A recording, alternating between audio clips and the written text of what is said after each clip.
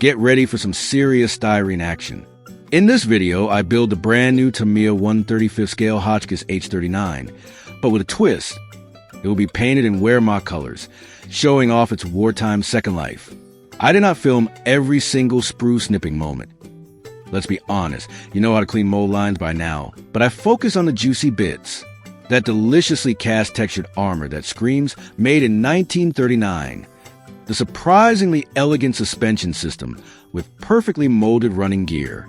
And of course, that iconic, weirdly beautiful trench tail, a piece of pure modeler's eye candy.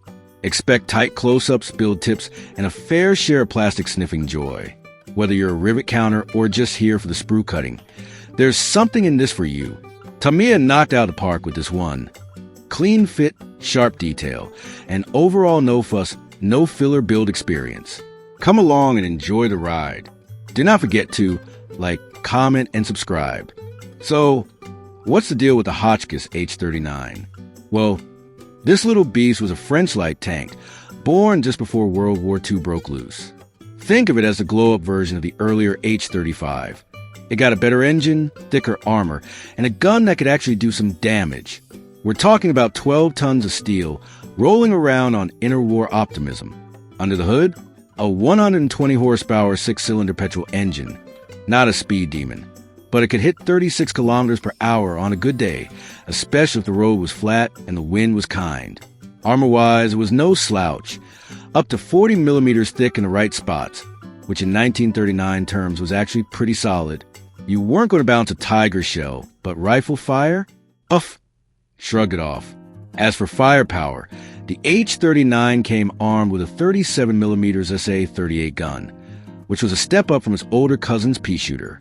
It also had a 7.5mm machine gun to keep the infantry at bay, or at least make them duck.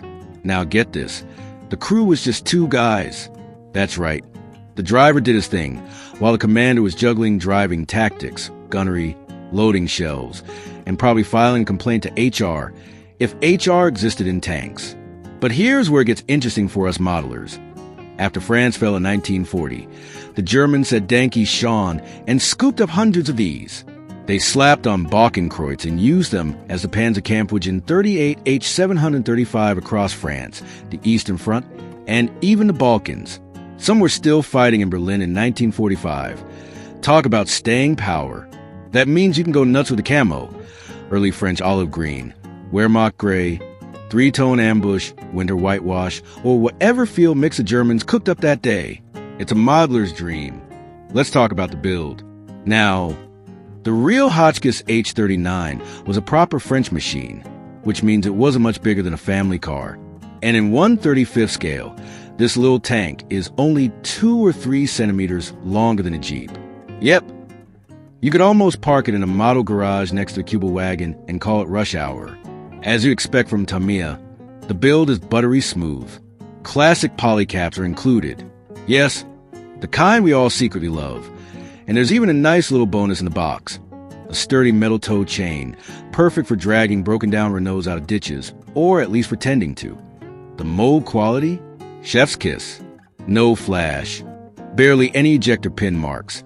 And the few that do exist are smartly hidden once the model is assembled. Honestly, this thing practically builds itself. Now, there's a tiny bit of sad news. The driver's hatch is molded shut, and inside the hatch cover is completely bare. So unless your driver is a ghost, there's not much point opening it. But don't worry. The turret hatches can be built open, and that gives you 2 great options. Show off some lovely gun breech details inside the turret, or pop in a figure to add some life. In my build, the commander is chilling up top, catching some rays, maybe enjoying the breeze, or just recovering from the aftermath of someone letting one rip inside the tank. 2-man crew, closed interior, you do the math. Tamiya nailed the engineering on this kit. It's quick, clean, and full of character, just like the real thing, but without the mechanical breakdowns or cramped internals.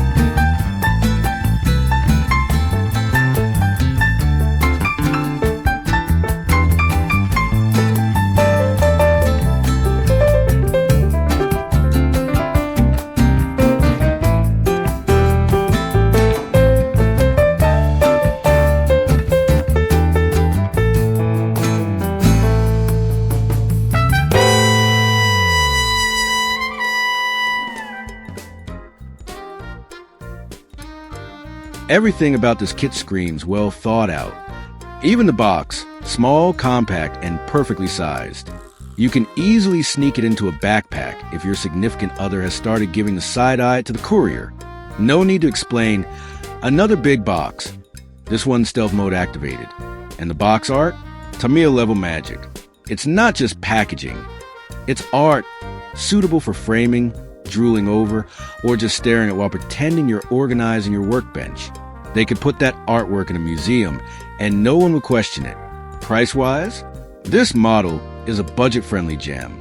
Even if you've already blown your 2025 hobby budget on resin bits, photo etch, and questionable purchases, you can still scrape together enough coins to justify one more tank. It's practically a public service to buy it. And the size, oh, the glorious small size.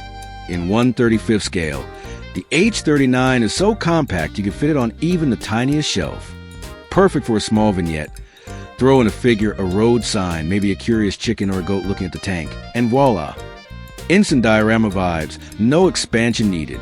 So whether you're short on space, short on cash, or just trying to keep your modeling habits under the domestic radar, this kit delivers big charm in a small package.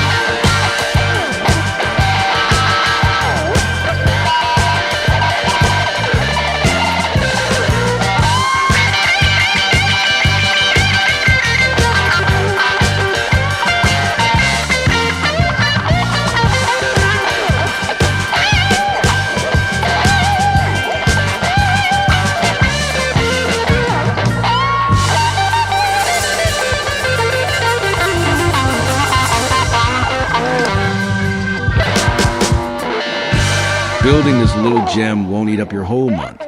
In fact, even fresh-out-the-box beginners can knock it out in a weekend. It's the perfect therapy build after a tough week of work, meetings, or just life being life. A couple of evenings at the bench and boom, you got a tank. One tip, though, don't glue everything down right away.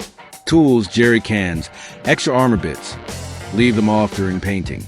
Trust me, your airbrush and your sanity will thank you later. Then, once the main tank is all painted and weathered, you can come back and attach those tasty little details, like cherries on top of a very warlike dessert. Quick build, great details, no drama. This kit is like croissant of the modeling world. Light, French, and absolutely satisfying.